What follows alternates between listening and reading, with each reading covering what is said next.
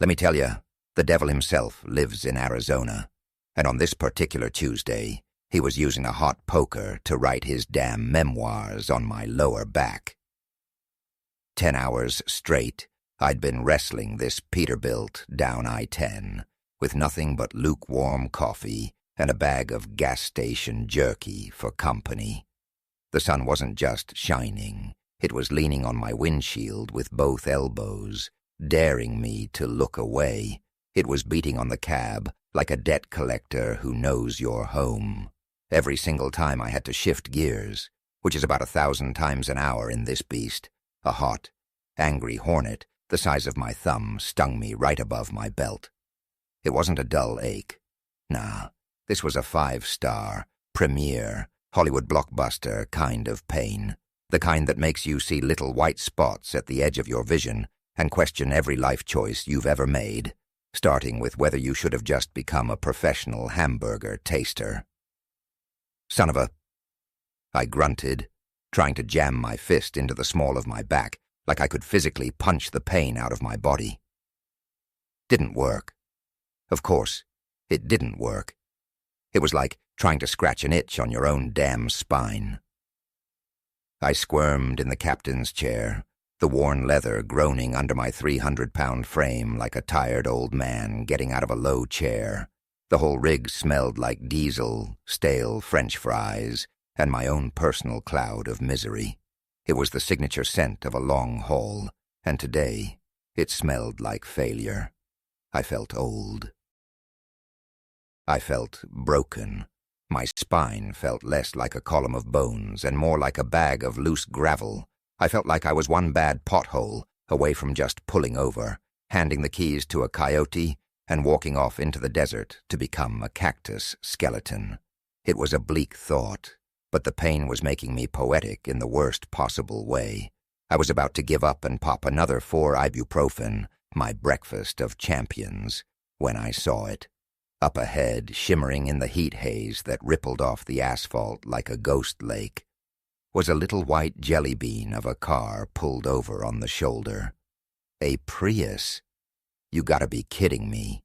One of those silent, self-righteous little things that probably runs on smugness and recycled kale. I swear those things don't drive. They just glide along on a cloud of moral superiority.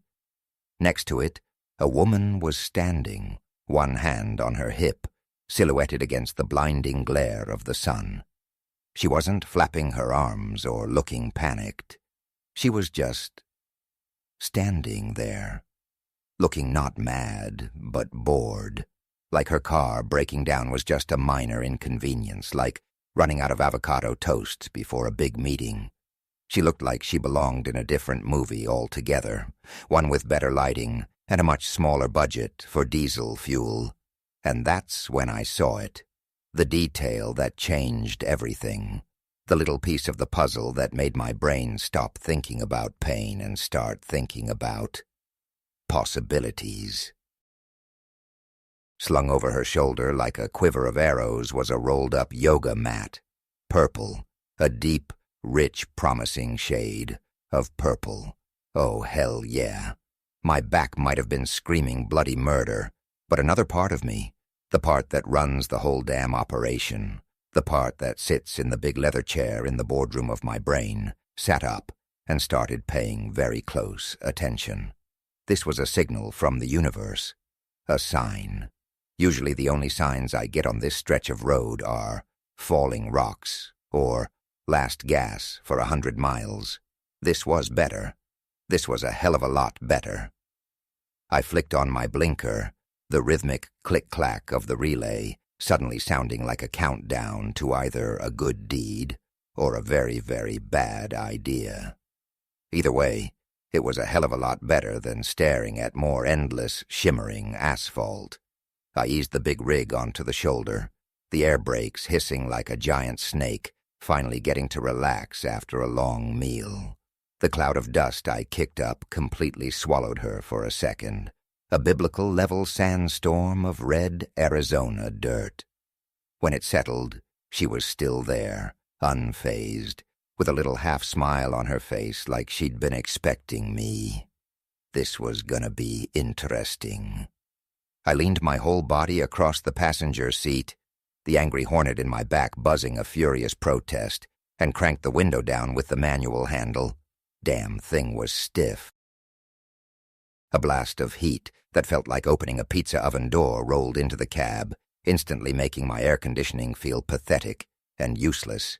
It was a dry, oppressive heat that sucked the moisture right out of your eyeballs. "You need a hand, darling?" I yelled over the deep grumbling idle of my engine, which vibrated through the floorboards and up my spine, giving my agony a nice bass track.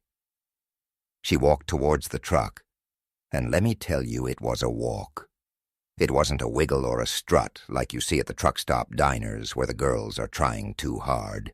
It was smooth, fluid, like she was gliding over the hot asphalt instead of actually touching it. She moved like a glass of water that was full to the brim but not spilling a drop. Purposeful. Every step was deliberate and balanced. She was wearing these black yoga pants that looked like they'd been painted on by a master artist. They weren't just tight. They were a second skin, hugging every curve of her long, toned legs, her hips, the sweet roundness of her. Well, you get the picture. Sam's a gentleman, but Sam ain't blind. Up top, she had a simple gray tank top, already a little damp with sweat in the V of her back, and right between her shoulder blades, making the fabric a darker shade of gray that clung to her skin. Her hair was piled up in a messy blonde bun, but little wisps had escaped in the heat and were clinging to her neck and framing a face that was all calm lines and big, green eyes. She didn't look like she belonged on the side of a highway next to a dead electric car. She looked like she belonged on the cover of a magazine about, I don't know, expensive water or organic happiness. My hybrid system just quit, she said, her voice as calm and cool as the other side of the pillow. It didn't have a trace of panic in it, which was weird. Most women I find on the side of the road are either crying or yelling into a phone. The little turtle light came on, and then nothing. She gestured vaguely back at the Prius with a perfectly manicured hand.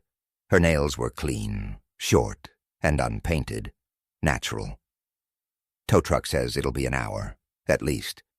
I was on my way to a wellness retreat in Sedona. A wellness retreat, I repeated, the words feeling foreign in my mouth. I tried not to grin. Figures. I looked from her little space pod car, all quiet and clean, to my giant, roaring, diesel-guzzling monster. We weren't just from two different planets. We were from two different galaxies. My rig had more grease on one axle than her car had in its entire body. Well, I ain't going all the way to Sedona, sweetheart, but I can get you to the next town. Got a real nice truck stop there. Greasiest burgers this side of the Mississippi. My treat. She gave me a slow, deliberate smile. It wasn't a flirty grin. It was something warmer, something that crinkled the corners of her green eyes and lit up her whole face. It was a genuine smile, and it hit me harder than a shot of cheap tequila. I'd love that. The silence out here is a little loud. "Hop in," I said, feeling a grin of my own finally break free. I pushed the passenger door open from the inside. It swung out with a heavy thunk, a sound that said, real steel, not plastic, and hope. She grabbed a small canvas backpack and her yoga mat from the dead Prius and practically floated up the 3 high steps into the cab. The way she pulled herself up was effortless, all core strength and grace, no struggling, no awkward grunting, just one smooth motion. The second she sat down on the worn passenger seat, the whole damn universe inside my truck shifted on its axis. My cab, my kingdom of diesel fumes, spilled coffee and empty chip bags, was suddenly invaded by a new scent. It wasn't perfume. Not that cheap cherry air freshener stuff you smell dangling from rearview mirrors. It was something clean and earthy. Lavender, maybe? And something else. Sandalwood. It smelled like a forest after it rains. It smelled expensive. It smelled like her. It wrapped around the old smells of my cab and just conquered them, planting its flag right in the middle of my world. I suddenly became very aware of the half-eaten bag of barbecue chips wedged between the seats. The cab, which usually felt like a damn palace compared to a four-wheeler, suddenly felt like a phone booth. A very, very warm phone booth. Her knee was just inches from the gear shift.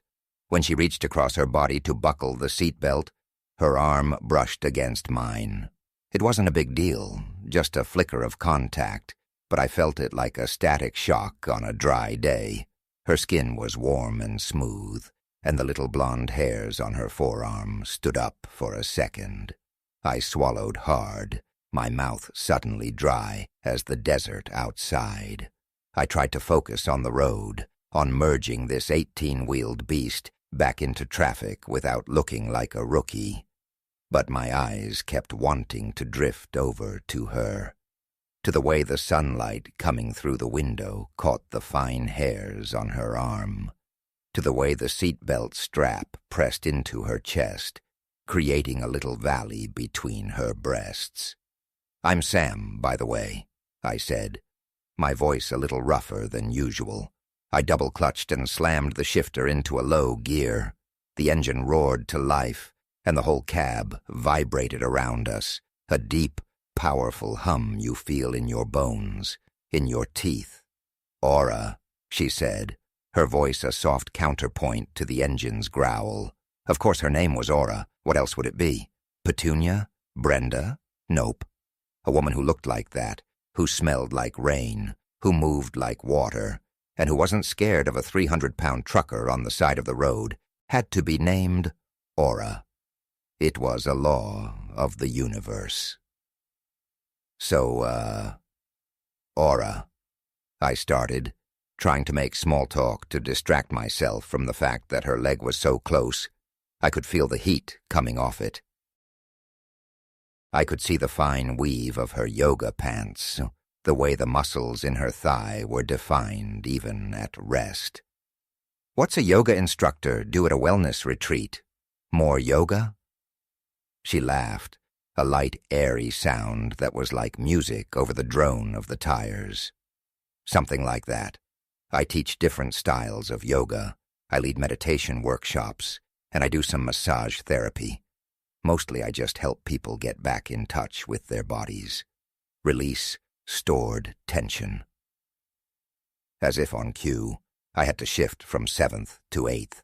I reached for the gear shift, and the hornet in my back went to town with a vengeance.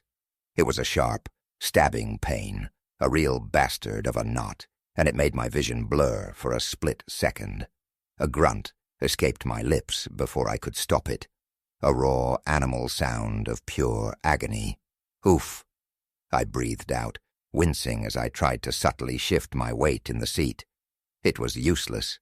The pain was dug in deep, like a tick, and every vibration of the road was just twisting it deeper.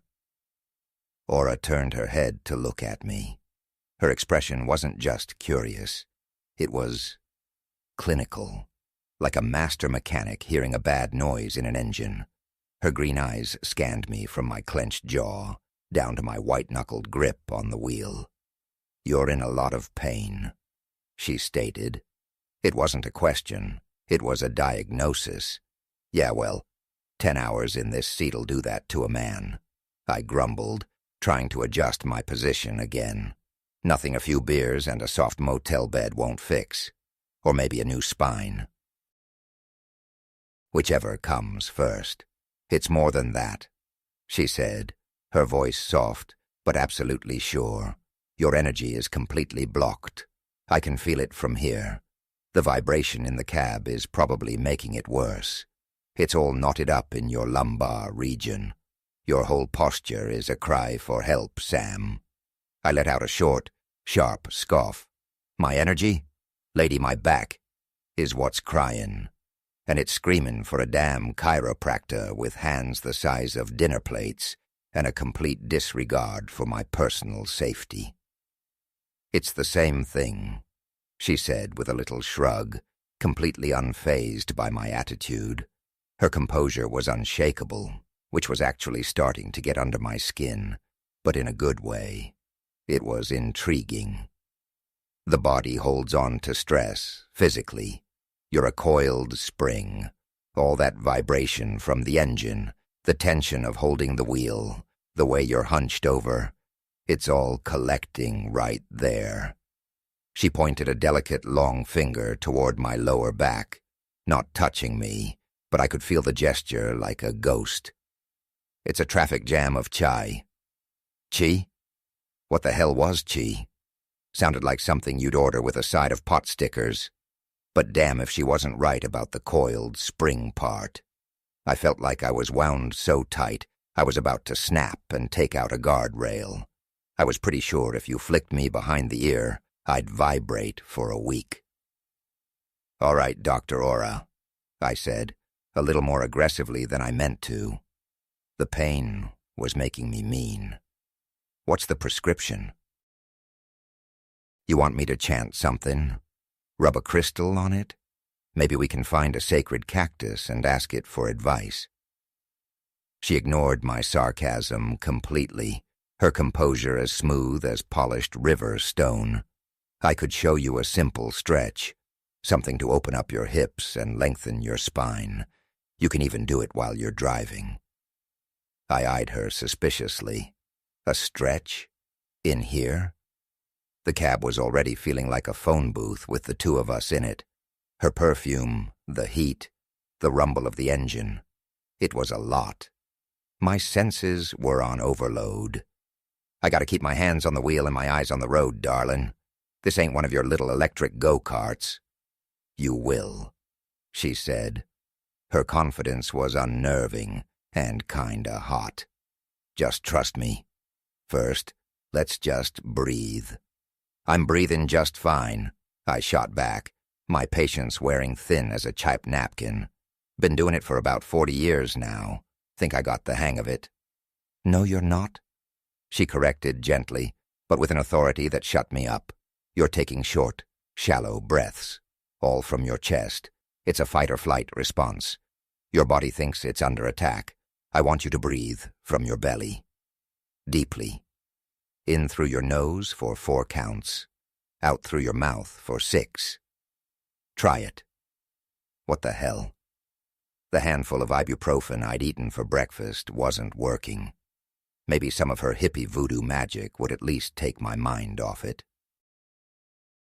I took a deep breath, consciously trying to pull the air down into my gut like she said.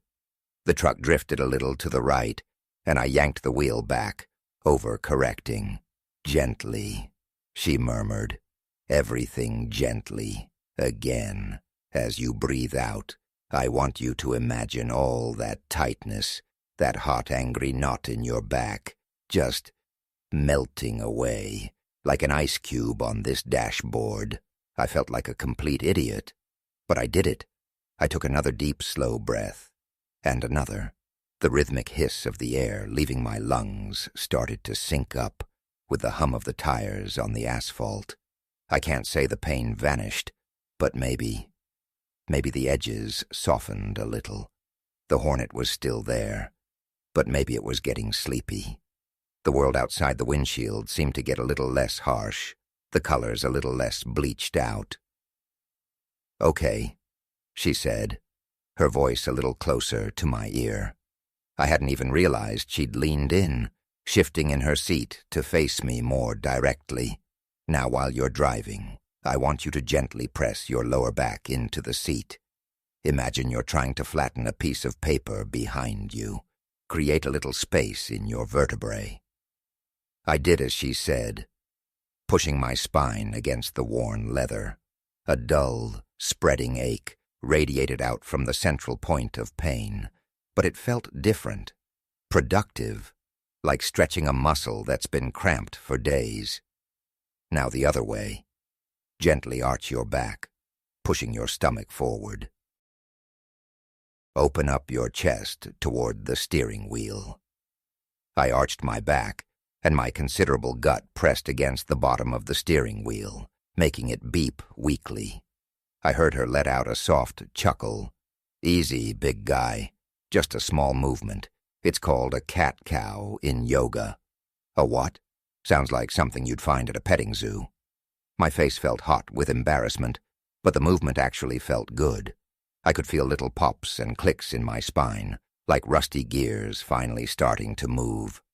Don't worry about the name. Just move between those two positions, slowly. Inhale as you arch, exhale as you round. Sync it with your breath. So there I was, Sam McCarty, a 300-pound, red-blooded American trucker, barreling down the interstate in a 40-ton rig, doing cat-cow poses in my damn seat.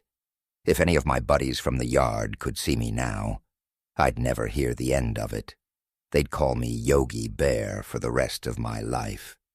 But I had to admit, the gentle rocking motion was starting to feel good. It was like I was finally scratching that deep, unreachable itch from the inside. You're holding a lot of tension in your shoulders, too, she said. Her voice was right behind my ear now, a low murmur that sent a shiver down my arm. They're practically touching your ears. Before I could come up with a smart-ass response, I felt her hands on me. Her fingers landed on my shoulders, right on the thick muscle where the neck meets the collarbone. Her touch was light at first, just a test, a question. Then it became firm, professional, but it sent a goddamn lightning bolt straight down my spine that had nothing to do with pain. Her thumbs started making small, firm, deliberate circles on the tight, knotted muscles.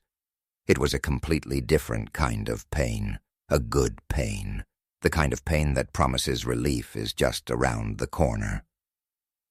My whole body seized up for a second. I must have jumped, because the whole truck swerved a little.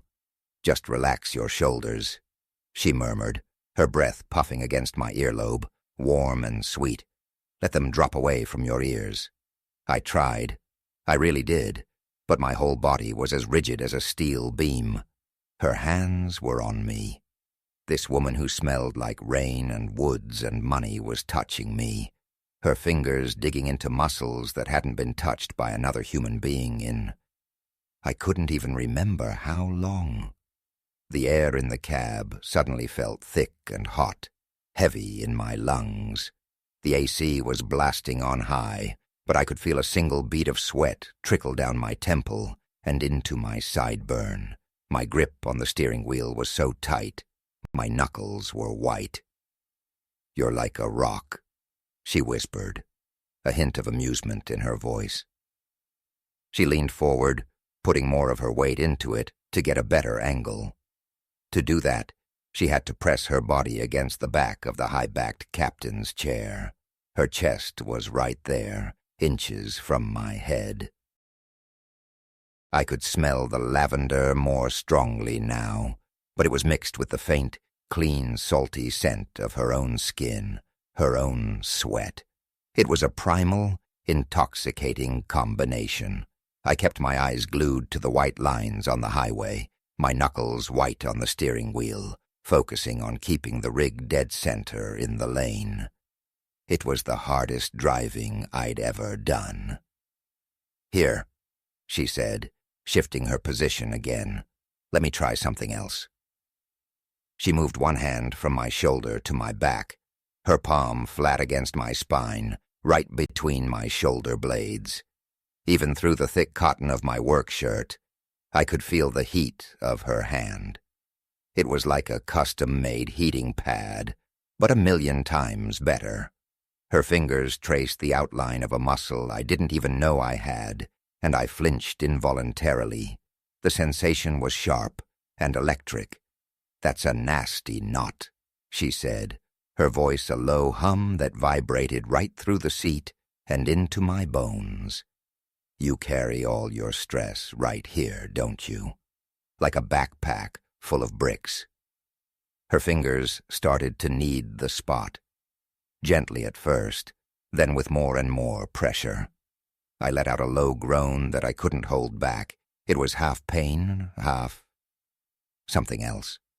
Something I hadn't felt in a long, long time. It was the sound of something finally letting go.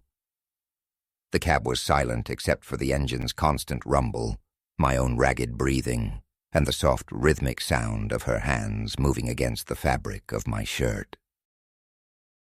She leaned further over the center console to reach the spot, her hip pressing firmly against my right bicep and tricep. The contact was electric. Every nerve ending in my body went on high alert. I could feel the soft curve of her hip, the firmness of her thigh, all of it pressed against my arm. I could feel the texture of her yoga pants through my shirt. The professional massage was starting to feel a hell of a lot less professional and a hell of a lot more personal. Her hand slid from my shoulder blade, down my side, following the line of a rib. Her touch was feather-light now, just a ghost of a sensation, but it left a trail of fire in its wake that made my skin tingle. My stomach clenched into a tight knot. I was trying to drive a damn semi-truck, a rolling behemoth of steel and cargo, and this woman was playing my spine like a goddamn piano. "See?" she whispered, her breath warm on my neck, making the hairs stand up. "It's all connected. The tension in your shoulders travels down your back, into your hips." Her hand kept moving, down past my ribs, over the thick leather of my belt, to the very top of my hip where my jeans started. Her fingers rested there for a second, right on the bone. The cab felt like it was shrinking, the air getting sucked out of it. I could hear the blood pounding in my ears, a frantic drum beat against the steady rhythm of the engine. "This isn't working," she said suddenly, pulling her hands away. The loss of contact was so abrupt, it felt like a physical blow. The skin where her hands had been tingled and burned with a phantom heat. I risked a glance over at her, my heart hammering against my ribs like it wanted out. My mouth was bone dry. "What do you mean?" I asked, my voice hoarse and unfamiliar to my own ears. Her green eyes were serious, intensely focused. A lovely pink flush had crept up her neck and was coloring her cheeks. She wasn't just calm anymore. There was a flicker of something else in her eyes. Frustration. No, determination. I can't get the right leverage in this seat. It's not stable enough. That knot in your back. It's deep. It's an old knot.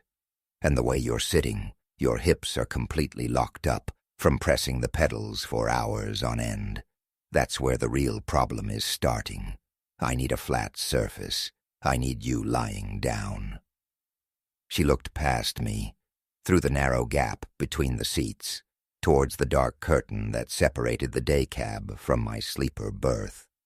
Her gaze lingered there, my private little world. "Pull over," she said. It wasn't a suggestion. It wasn't a request. It was a calm, quiet command that landed with the weight of a judge's gavel. "At the next rest stop, let me work on that back properly. 10 minutes and I promise you'll feel like a new man." My brain, the logical part of me that worries about schedules and logbooks and dot regulations, was screaming no. It was the middle of the day. This was insane. This was a woman I'd just met. This was how truckers ended up in a ditch with their wallets missing. But the rest of my body, the part that was aching with a deep, grinding pain and a different, even deeper kind of need, was already flicking on the turn signal. My hand did it before my brain could stop it. My arm had a mind of its own, a traitor to common sense. The rest stop was just a dusty patch of asphalt with a couple of sun-bleached picnic tables and a bullet-hole-riddled sign. It was completely, blessedly deserted. I pulled the rig into a long spot at the far end, as far from the highway as I could get, and killed the engine. The sudden, shocking silence was deafening, broken only by the metallic tick-tick-tick of the cooling engine and the high-pitched, electric chirping of cicadas in the dry grass. I turned and looked at her. She was already unbuckling her seatbelt, her eyes fixed on me. There was no coyness, no game-playing, no hesitation, just a calm, direct intensity that made my mouth go dry and my palms feel slick. This was happening. "Shirt off," she said, her voice low and steady, cutting through the silence like a knife. "And lie face down on the bed. I'll grab my oil." My heart did a drum solo against my ribs. I felt like a pimply teenager on his first date. She reached into her canvas backpack and pulled out a small, dark blue glass bottle. Without another word, I pushed myself out of the seat, my knees cracking in protest, and pulled the heavy curtain aside. The sleeper was my sanctuary, my foxhole. It was small, obsessively neat, and it smelled like me, a mix of clean laundry, worn leather, and the faint lingering scent of coffee.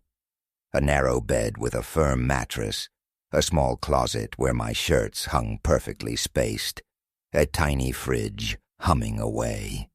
It was my home on the road, my private kingdom, and she was about to enter it. I hesitated for just a second, the curtain in my hand, thinking about all the reasons this was a crazy idea. Then I remembered the look in her eyes, the feel of her hands on my shoulders, and I said, "What the hell," under my breath, and pulled my shirt over my head. I'm a big guy, not fat, not exactly, but solid, built by a lifetime of loading docks and truck stop diners. For a split second, I felt a flash of self-consciousness. Then I remembered her calm, non-judgmental eyes, and I didn't give a good goddamn. I laid down on the narrow mattress, my body taking up most of it. The vinyl was cool against my hot skin. I turned my face to the side, my cheek pressed against the clean-smelling pillowcase, my arm dangling off the edge. I heard her slide through the curtain behind me. The space was so tight, she had to climb onto the end of the bed to get around me, her knee brushing against my calf. The whole truck shifted slightly under her weight, the suspension groaning softly. "Okay," she whispered. The sound was right next to my ear, intimate in the small enclosed space. It was like she was whispering directly into my brain. Just breathe, deep belly breaths. I heard the little click of the bottle cap opening. The scent of lavender, sharp and clean, filled the small space immediately, overwhelming the familiar smell of my own world. It was intoxicating. Then I felt it. A few drops of oil landed on my lower back. The oil was cool for a half-second, a shocking little surprise against my hot skin, and then her hands were there, spreading it with long, smooth, gliding strokes that went from the base of my neck all the way down to the waistband of my jeans. Her hands were magic. That's the only word for it. They were strong, confident, and they seemed to know the geography of my body better than I did. She started on my shoulders, working out the knots I didn't even know I had, her thumbs pressing deep into the muscle, finding the exact point of tension, and then erasing it. I let out a long, shuddering sigh that seemed to come from my boots. The last of my resistance, my skepticism, my tension, just melted away. I was putty in her hands. "You hold so much in here," she murmured, her hands moving down to the middle of my back. She used the heels of her palms, pressing and rolling, following the lines of my spine with a pressure that was both painful and exquisite. The pain that had been a hot poker was now just a dull, distant ache. It was being replaced by something else entirely, a liquid warmth that was spreading through my whole body like a shot of good whiskey. To get better leverage, she shifted her position. She straddled my legs, her knees on either side of my thighs, just above my knees. Her weight settled on me, a comforting, solid pressure. I could feel the heat of her body through the thin mattress and my own jeans. The cab was getting steamy. The afternoon sun was beating on the metal roof. I could see the windows starting to fog up at the edges, blurring the already empty parking lot into a watercolor painting. Her hands found it, the epicenter of the pain, that nasty deep knot in my lumbar region that had been my own personal devil all day. "Here it is," she whispered, almost to herself. "Hello, old friend." She went to work. Her fingers dug in, circling, pressing, releasing. It hurt like hell, but it was the kind of hurt that felt like healing. It was the pain of a deep bruise finally being massaged out. I gritted my teeth, my hands clenching the sheets on either side of the pillow. A low groan escaped my lips, louder this time, a sound torn from deep inside me. "Breathe into it, Sam," she coached, her voice a hypnotic rhythm in my ear. "Don't fight it. Meet the sensation. Let it go." I did. I breathed, and with every long, slow exhale, I felt the knot loosen its death grip. It was like a dam breaking. Years of tension, of long hours and bad posture and cheap mattresses, just dissolving under her relentless, knowing touch.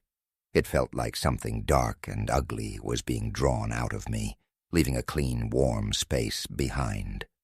And then the massage changed. The mission objective shifted. It happened so subtly I almost didn't notice it at first. Her hands slid lower, off the skin of my back, over the thick waistband of my jeans. They smoothed down over my glutes, firm and sure, and with a deliberate slowness that made my breath catch in my throat. My entire body went rigid. This wasn't about my back anymore, not entirely. "The tension from driving," she explained, her voice a little breathy now, a little less clinical. Her words were a justification, but her tone was a confession. "It all starts in the hips and the glutes. They get tight and dormant from being in the same position for hours. We have to release them, too, wake them up." Her thumbs pressed deep, right into the muscle at the top of my ass. I swear to God, I saw stars behind my eyelids. It wasn't pain. It was pure, unadulterated, lightning in a bottle pleasure. A shockwave of it went straight from that spot, down my legs, and right to my groin, which was suddenly very, very awake and demanding attention. I had to bite my lip to keep from making a sound. Her hands kept moving, slow and deliberate, exploring. She traced the long muscles of my thighs, her fingers dancing over the worn denim of my jeans. Up the outside, then down the inside. Her touch on my inner thigh was so light it was almost a tease, but it sent another jolt straight through me. The air in the sleeper was so thick and heavy, I felt like I was breathing water. All I could hear was the soft, slick sound of her oiled hands on my skin, the rustle of my jeans, and the sound of the two of us breathing, not in sync, but in response to each other. A frantic, humid rhythm. She leaned forward, her chest pressing warm and soft against my back, her hair tickling my neck as she concentrated. "You feel that?" she whispered, her voice husky. "How it's all connected. The knot in your back is connected to the tension in your legs, and it all comes from right here." Her hands moved from my thighs back up to my hips. Her fingers slipped just under the waistband of my jeans at the front, her fingertips touching the hot, sensitive skin of my lower abdomen. It was the most innocent touch, but it felt like she'd lit a fuse that snaked its way straight down. The professional masseuse was gone. The yoga instructor had left the building. This was just a man and a woman in the close, dark, steamy confines of a sleeper cab in the middle of a deserted Arizona rest stop. "You need to release all this tension, Sam," she murmured, her lips brushing against my ear as she spoke. The words, a physical sensation, all of it. And that's when the truck started to rock, just a little at first. A gentle, rhythmic sway as she shifted her weight, moving on top of me. The old suspension groaned a quiet complaint, a sound I knew like the back of my own hand. Her hands were everywhere now, stroking, pressing, exploring, no longer searching for knots but for reactions. The windows were completely fogged over now, a curtain of our own breath and sweat separating us from the outside world. It was a wrestling match in the dark, a tangle of limbs and hot skin and ragged, desperate breaths. The sharp scent of lavender and the salty animal scent of sweat filled the air, a perfume of pure release. She climbed fully on top of me, her body fitting against mine like she was made for it, a perfect match of softness and solid mass. And together we worked out every last kink. The whole damn chassis got a tune-up. We fogged up the windows so bad it looked like a rainstorm in a shoebox. The suspension was groaning a damn love song by the time we were done, a rhythmic squeak and sway that told a whole story to the empty parking lot. It was a full-body workout, a deep tissue release of the highest order. The engine wasn't running, but the whole damn rig was purring. It wasn't a fight. It was a dance, a clumsy, sweaty, desperate dance in the dark, and by the end of it, we'd shaken every last bit of tension out of the frame. Afterward, we lay there in the thick, warm silence, tangled up in the sheets, our bodies slick with sweat and lavender oil. The only sound was the frantic ticking of the cooling engine, and my own heart finally slowing down from a gallop to a trot. My back didn't hurt. Nothing hurt. I felt light, empty and full at the exact same time, like I'd just dropped a heavy load I'd been carrying for 1,000 miles. I could feel every muscle in my body, not with pain, but with a warm, pleasant hum. I felt like every joint had been oiled, every gear perfectly aligned. Slowly she untangled herself from me. She moved with that same smooth, liquid grace, even in the cramped space. I rolled onto my back, feeling boneless and completely, utterly relaxed. She sat on the edge of the bed for a moment, her back to me, her shoulders rising and falling with her deep breaths. The setting sun was lower now, casting a sliver of deep orange light through a tiny gap in the curtain, illuminating the little droplets of sweat on her shoulder blades and the soft curve of her spine. It was a perfect picture, a masterpiece I knew I'd never forget. She stood up, found her tank top on the floor, and pulled it on, smoothing it down over her hips. She was completely composed again, as if she'd just finished a light, meditative workout. But the flush was still on her cheeks, and her eyes, when she turned to look at me, were dark and soft and full of a shared secret. "Your chi is flowing much better now," she said, a tiny knowing smile playing on her lips. I let out a laugh, a real deep belly laugh that came from a place that hadn't been touched in years. "Is that what you call it? Hell, darlin', we got the whole damn river flowing." She reached into her backpack and took out the little blue bottle of oil and a business card. She set them on the small counter next to the bed. "For next time your energy gets blocked," she said, her voice laced with humor. Just then I heard it, the sound of another vehicle pulling up outside, the low rumble of a different diesel engine, the signature hiss of air brakes, her tow truck, right on time. She leaned down and gave me a quick, soft kiss on the lips. It tasted like salt and lavender and her. Thanks for the ride, Sam, and the adjustment. And just like that, she was gone. She slipped through the curtain, and I heard the cab door open and close with a solid thunk. I lay there, listening to the muffled sounds of her talking to the tow truck driver, the clang of metal hooks, and then the sound of 2 engines driving away, their rumbling fading into the distance, leaving me alone in the sudden profound silence of the desert evening. I sat up. My back felt amazing. Better than it had in years. I could twist and turn and bend with no pain at all. It was a damn miracle, a full-body exorcism. I picked up the business card she'd left. Aura Wellness, Yoga and Massage Therapy. A Sedona address. On the back, written in neat, loopy handwriting that was somehow exactly what I expected, was a phone number. And next to it, a small, perfectly drawn heart. I leaned back against the pillows, the scent of her still clinging to the sheets, to the air, to me. I looked at the still fogged-up windows and the little blue bottle of oil sitting on my counter. Then my eyes caught something else. Draped over the corner of the tiny closet door, almost invisible in the dim light, was a pair of black lace underwear. Definitely not mine.